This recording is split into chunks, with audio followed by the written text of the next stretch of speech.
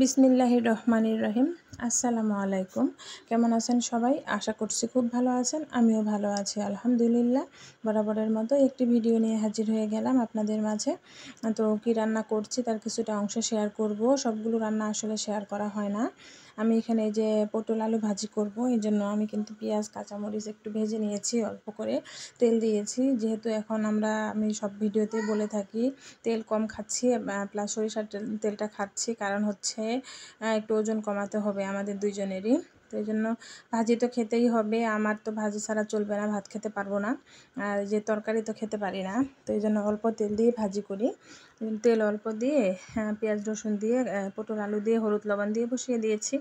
তো এভাবে ঢেকে দিয়ে অল্প অল্প করে কিছুক্ষণ পর নেড়ে দিতে হবে। তো সবজি থেকে যে পানিটা বের হবে ওই পানি দিয়ে কিন্তু সেদ্ধ হয়ে যাবে।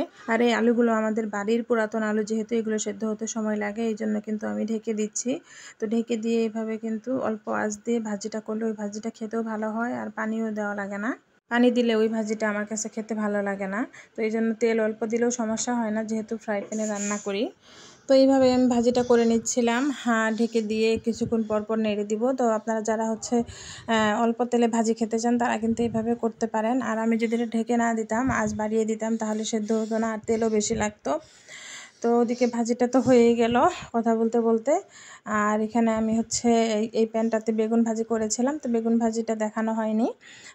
আমি এখানে হচ্ছে পেঁয়াজ দিয়ে দিলাম কিছুটা, আর সরিষার তেল অল্প দিয়েছি, বেশি তেল খাবো না এই জন্যই। আর এখানে আদা বাটা দিলাম, আর রসুন বাটা দিব না, কারণ হচ্ছে রসুন কেটে দিয়েছি, আসলে রসুন ব্লেন্ড করা নাই, এই জন্য কেটে দিয়েছি। কাঁচা রসুন আছে।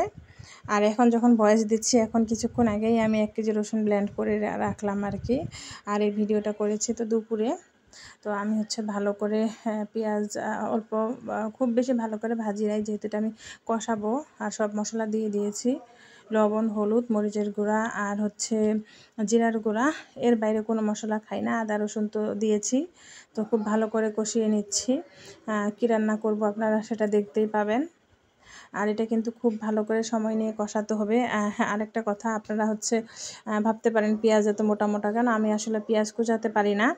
আর পেঁয়াজ কুচানোর যে মেশিন সেটা নিয়েছিলাম, সেটা দিয়েও আমি ভালোভাবে পারি না, আরও বেশি নষ্ট হয়। তো এই জন্য হচ্ছে আমি হাত দিয়ে যতটুকু কুচাতে পারি কুচাই, তারপরে যেভাবে রান্নার সময় একটু পানি দিয়ে সেদ্ধ করে কষিয়ে নিলেই হয়ে যায়। আর এটা যেহেতু আমি একটু সময় নিয়ে কষাই, এই জন্য কিন্তু খারাপও লাগে না খেতে।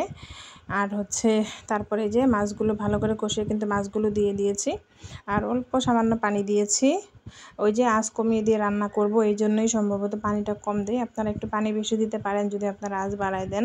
আঁচ কম দিয়ে রান্না করলে কড়াইও নষ্ট হয় না, প্লাস গ্যাস খরচও কম হয়।